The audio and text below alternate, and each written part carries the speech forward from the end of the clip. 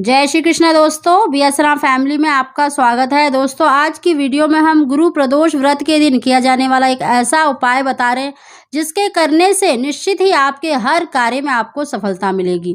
दोस्तों गुरुवार का दिन गुरु बृहस्पति का माना जाता है। अगर हमारी कुंडली में गुरु उच्च का होता है तो हर कार्य में आपको सफलता मिलती है। और संतान सुख के लिए भी देखिए पंचम भाव में गुरु बृहस्पति को देखा जाता है, क्योंकि गुरु बृहस्पति संतान के, पुत्र के, विद्या के और विवाह के कारक कहलाते हैं। अगर हमारी कुंडली में गुरु उच्च के होते हैं तो निश्चित ही उनको संतान सुख के साथ साथ पुत्र प्राप्ति के भी योग बनते हैं। तो दोस्तों गुरु प्रदोष व्रत का बहुत ही श्रेष्ठ माना गया है। और प्रदोष व्रत देखिए भगवान शंकर का माना जाता है। और इस दिन अगर आप श्री हरि भगवान को और भगवान शंकर को प्रसन्न करते हैं तो निश्चित ही आपकी जो इच्छा है, मनोकामना है, वो अवश्य ही पूरी होती है। दोस्तों अगर आपको किसी भी कार्य में अगर सफलता नहीं मिल पा रही तो आप इस दिन ये उपाय अवश्य करें, क्योंकि जिन भी विद्यार्थियों को अगर विद्या प्राप्ति में, पुत्र प्राप्ति में, संतान प्राप्ति में, विवाह में अगर रुकावट आ रही है तो उनको गुरुवार का या गुरु प्रदोष व्रत के दिन अवश्य ये उपाय करना चाहिए। दोस्तों उसकी जानकारी देने से पहले अगर अभी तक आपने मेरा चैनल सब्सक्राइब नहीं कर रखा तो सब्सक्राइब अवश्य ही कर लें, बगल में बेल आइकन को दबा दें जिससे मेरे आने वाली सभी लेटेस्ट वीडियो का नोटिफिकेशन सबसे पहले आप तक पहुंच सके। दोस्तों गुरु प्रदोष के दिन देखिए सुबह स्नान करने के बाद सबसे पहले सूर्यदेव को अर्घ्य अवश्य दें। सूर्यदेव को अर्घ्य देने वाले लोटे में आप चुटकी भर हल्दी अवश्य डालें। यानी आप रोली तो डालते ही, अक्षर डालते हैं, लेकिन आपको एक चुटकी हल्दी डालकर अवश्य ही सूर्यदेव को अर्घ्य देना चाहिए। और देखिए गुरु प्रदोष व्रत जो पूजा होती है वो सायकाल के समय होती है, लेकिन गुरुवार का दिन गुरु बृहस्पति का भी माना जाता है। तो इस उपाय को आपको सुबह के समय करना है। दोस्तों आपको एक लोटे में शुद्ध जल भरकर उसमें थोड़ा सा आप चने की दाल, हल्दी और गुड़ डालकर आप केले पर जल अवश्य ही चढ़ाएं।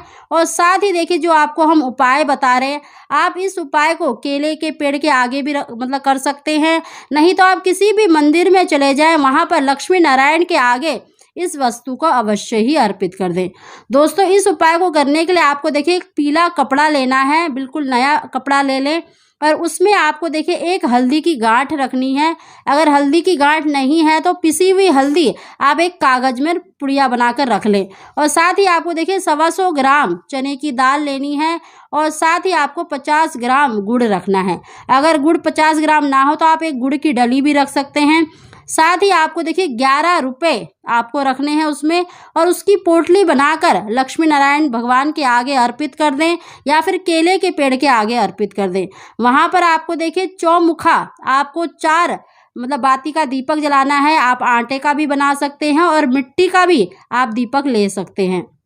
अगर आपके पास देखिए गाय का घी है तो बहुत ही श्रेष्ठ है, नहीं तो आप कोई सा भी घी ले लें, नहीं तो तिल का तेल ले लें। आपको चौमुखा दीपक वहां पर जलाना है और श्री हरि भगवान के आगे यानी लक्ष्मी नारायण के आगे आपको ये पोटली अर्पित कर देनी है। और जो भी आपकी मनोकामना है, जो भी इच्छा है, जिस भी कार्य में आपके बाधा आ रही है, चाहे संतान में, पुत्र में, विद्या में, विवाह में, उनको अर्पित कर दें। और ये दीपक प्रज्वलित करके श्री भगवान के किसी भी मंत्र का, ओम नमो भगवते वासुदेवाय मंत्र का एक माला का जाप अवश्य करें। दोस्तों इस उपाय को करते समय आपको देखिए जल्दबाजी नहीं करना है, आपको तसल्ली से पूजा करना है। कुछ देर वहां पर बैठें और अपनी मनोकामना, अपनी परेशानी अवश्य ही श्री हरि भगवान के आगे बोले। या अगर आप केले के आगे कर रहे हैं, केले के पेड़ पर देखिए जड़ पर अवश्य ही आप जल अवश्य अर्पित करें।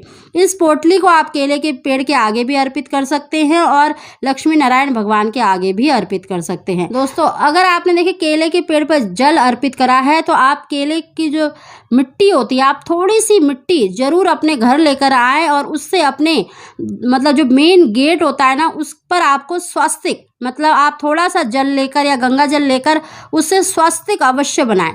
गेट के दोनों तरफ आपको स्वास्तिक बनाना है।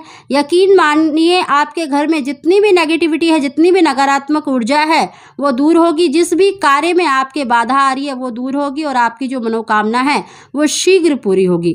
दोस्तों गुरु प्रदोष व्रत भगवान शंकर का माना जाता है। प्रदोष व्रत करने से निश्चित ही आपकी जो भी इच्छा है वो अवश्य ही पूरी होती है। भगवान शंकर प्रदोष काल के समय पर बहुत ही प्रसन्न मुद्रा में होते हैं। इस समय पर जो भी भक्त उनका सच्चे मन से पूजन करता है, यकीन मानिए भगवान शंकर उससे बहुत ही शीघ्र प्रसन्न हो जाते हैं।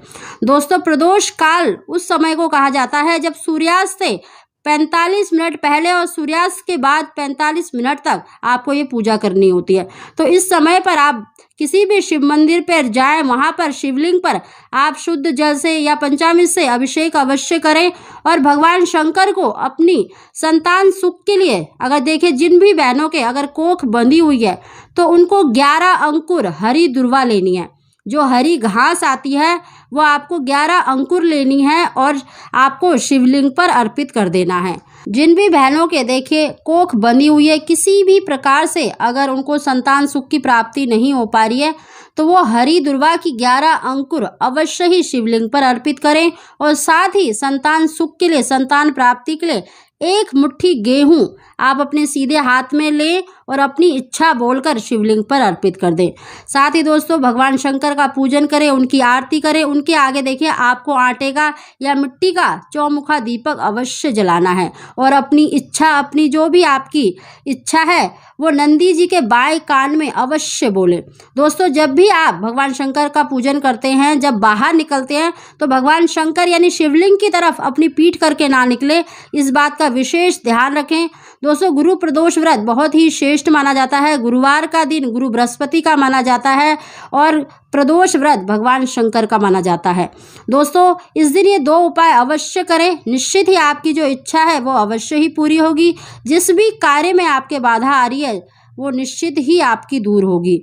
दोस्तों, ये उपाय अवश्य करें, निश्चित ही आपको लाभ मिलेगा। अगर आपको हमारी जानकारी वीडियो पसंद आई हो तो इसको लाइक अवश्य ही करें। आप सभी को जय श्री कृष्णा।